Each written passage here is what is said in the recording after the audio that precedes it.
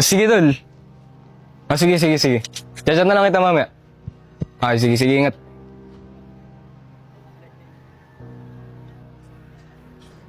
Erika. Anong ginagawa mo dito? Marquis, Ba't nagpunta ka pa dito? Baka makita ka pa ng biyanan ko dyan eh. Yung kapatid ng papangasawa ko, umalis ka na nga dito. Baka isipin na ipagrelasyon pa ako sa'yo eh. gusto ko lang naman ibot sa'yo itong regalo ko eh. Congratulations. Hindi ko kailangan yan. Umalis ka lang dito, yun na lang regalo mo sa akin. Dito ka pa, baka ikaw pa makasira ng kasal namin ng girlfriend ko eh. Masira. Nung nagpaalam ka sa akin ng papakasal, pinagamot ko ba sa'yo? Binigay ko sa'yo kasi mahal kita. Tapos sasabihin mo sisirain ko yung kasal mo. Sana naman, Marquis, pinahaligan mo yung regalo. Sana kahit yun man lang. Yung huli ko maibigay sa'yo. Hindi ko naman kailangan yung regalo mo eh. Sige na, Erika. Pabayaan mo na ako. Iwan mo na ako, masaya na ako eh. Huwag ka na magparamdam sa akin. Kaya mo lang makadaling itapon yung pinsamahan natin. Kakapal din ang mukha mo eh. No? Katapos kitang bihisan, tulungan, ibangon. Ngayon parang basura lang ako sa'yo. Marquis, nung sinabi mo sa akin na ikakasal ka, hindi ko na inisip yung sarili ko eh. Inisip ko yung kaligayahan mo. Kahit ako na yung magsakripisyo, kahit ako na yung masaktan, kahit ako na yung may iwan. Inabayaan kita dahil gusto mo. Dahil mahal kita, pinakawalan kita. Ngayon, babati lang ako. Gusto lang kita makita bago ka mag-asawa. Tatapon mo ako. Pagtatabuyan mo ako. Ganun lang ba yung halaga ko sa'yo? Erika, hindi ko naman pinagkakailangan yung pinagsamahan natin eh. Pero kailangan mo na ako pakawalan. Kailangan mo na ako iwan. May sarili na akong buhay yung may sarili na kaming buhay ni Sai. Malapit na kami kasal.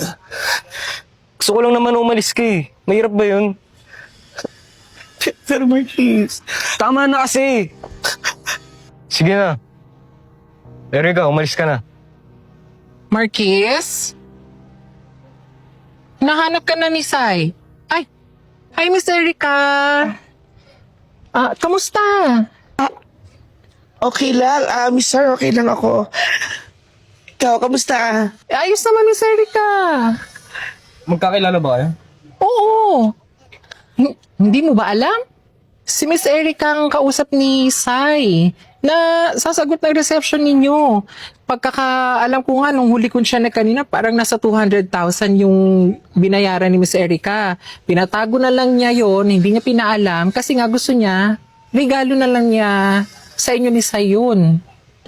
Miss Erica, naku, maraming salamat ha. Hindi ko alam kung anong pinagsamahan ninyo ni Sai na kapatid ko, pero grabe ang bongga naman ng regalo mo. Buong reception talaga niregalo mo sa kanilang dalawa. Basta maraming salamat. Oh, Marquis, magpasalamat ka. Hindi na ano. Okay lang yun, Miss Sir. Para sa ikagaganda ng kasal ng dalawa ni Marquis. Ganun ba? Basta Miss Erica, salamat ha. Naku, ikaw sumunod ka na sa loob, hinahanap ka na ni Sai. Tuloy na rin po ako.